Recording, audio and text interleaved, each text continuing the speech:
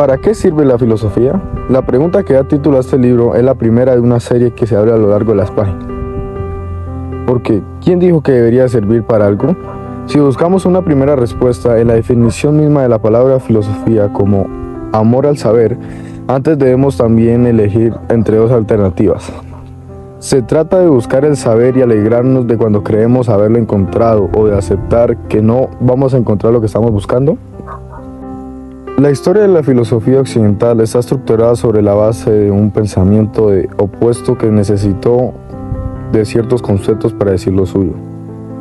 El bien y el mal, lo verdadero y lo falso, el ser y la nada, lo útil y lo inútil. Según esta lógica, la filosofía no vendría a servir para nada.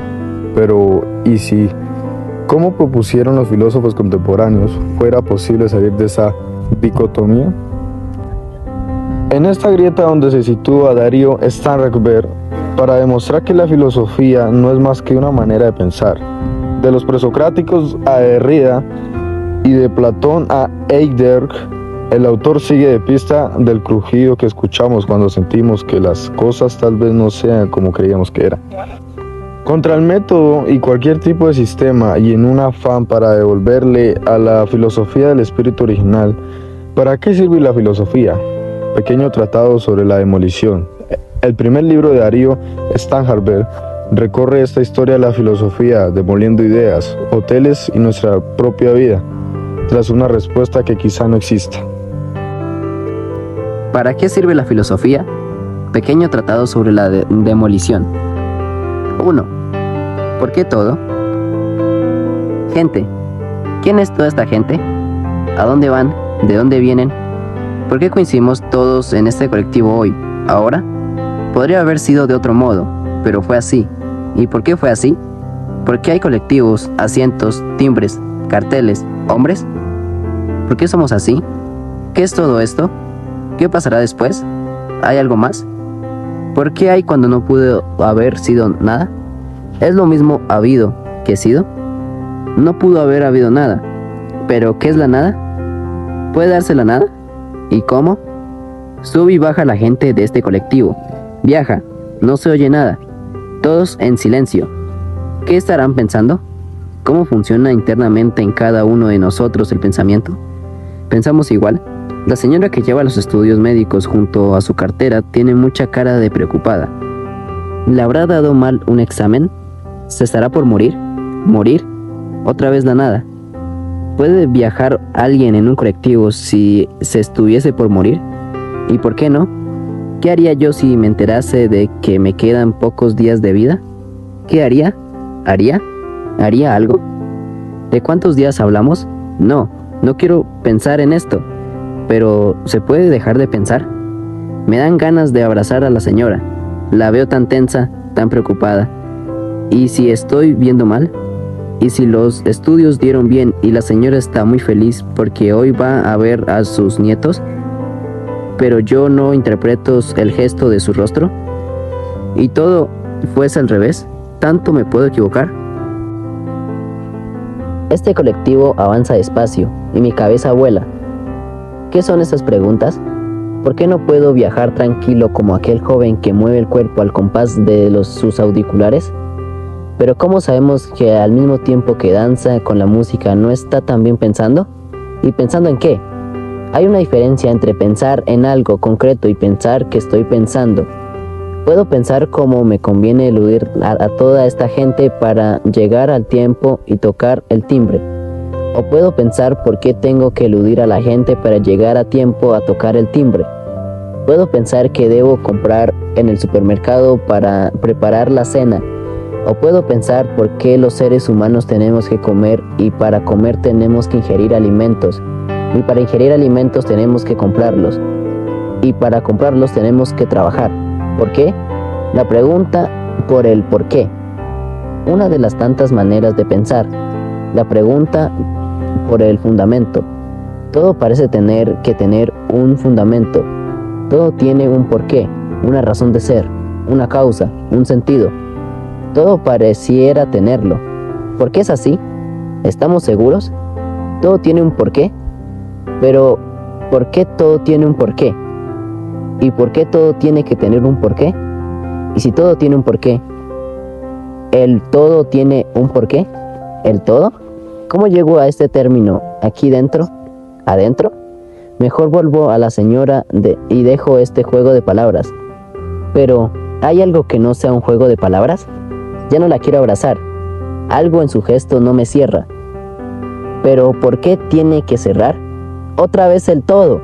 A ver, ¿el todo tiene un porqué? Y si suponemos que lo tiene, ¿a dónde estaría ubicado? No podría estar afuera, ya que es el todo. Y si es el todo, no hay nada afuera. Quiero decir que si no tomamos en serio la idea de todo, nada puede serle indiferente. El todo tiene que contener todo, con lo cual, si hubiere un afuera, esto solo nos demostraría que este todo no es el todo. La cabeza vuela. Los viajes largos permiten una escapada, un salirse de lo cotidiano, o más bien, un salirse desde lo cotidiano a lo que también nos interpela. Una señora con unos estudios médicos puede ser la punta del ovillo de una historia personal o de la historia del todo.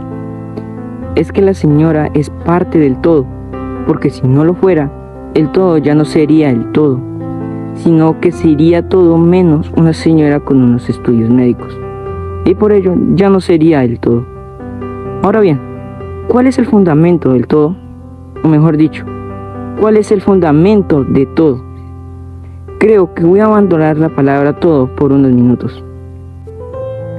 Se me fue desdibujado, perdiendo forma. Todo es un juego de palabras, y en un juego a veces los objetos pierden su referencia, y aunque sea desde lo absurdo, se liberan. Estoy mirando demasiado a la señora, y me está sucediendo lo mismo que con la palabra todo. Mejor me voy a otro lado. ¿Qué es fundamento? En principio, podríamos decir que el fundamento es un conjunto de palabras que intenta dar razón a otro conjunto de palabras. La única condición que parece que hay para satisfacer es que trate de otro conjunto de palabras de una otredad, de una diferencia. La frase llueve porque llueve no explica nada. La frase llueve porque Dios llora, en cambio, nos guste o no, brinda una explicación. Otra cosa es cómo y por qué se justifica. Pero entonces, si el fundamento del todo está en el todo, no se satisfacería este requisito. Y a la inversa, para que haya un porqué del todo, necesitaríamos que haya una fuera, o por lo menos una otredad. Pero otra vez, si hay una fuera, ya no sería el todo. Volví al tema. Viajar en colectivo es una adicción. ¿Y si nos animaríamos a pensar que el todo tal vez no tenga fundamento? Supongamos que todo lo que hay en el mundo tiene un porqué, menos el todo. Supongamos que en última instancia no es posible un fundamento del todo. ¿Nos resultaría igualmente válidos los fundamentos parciales? Puedo explicar todo, menos el todo. Bueno, pero supongamos que en última instancia no es posible un fundamento del todo. ¿Nos resultarían igualmente válidos los fundamentos parciales? ¿Puedo explicar todo menos el todo? Entiendo el fundamento de miedo de la señora, del colectivo, del viaje, del timbre, del sonido, hasta de la propia condición humana.